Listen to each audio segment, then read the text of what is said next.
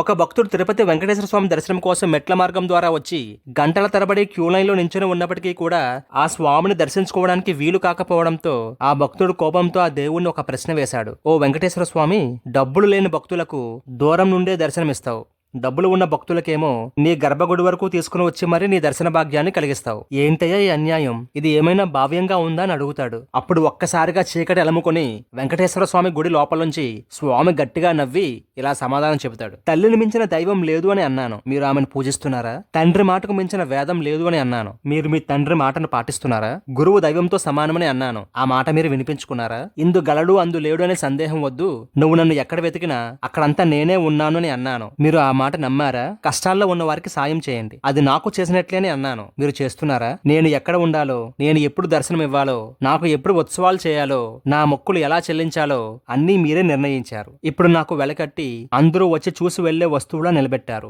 అన్నీ మీరే చేసి మళ్ళీ నేను చేశానని నిందించడం న్యాయమా అని స్వామి ఆ భక్తుడిని అడ్డుపెట్టి మనందరినీ అడుగుతున్నాడు. మరి మీ సమాధానం ఏమిటో మీరే స్వామికి చెప్పండి. Download ShareChat.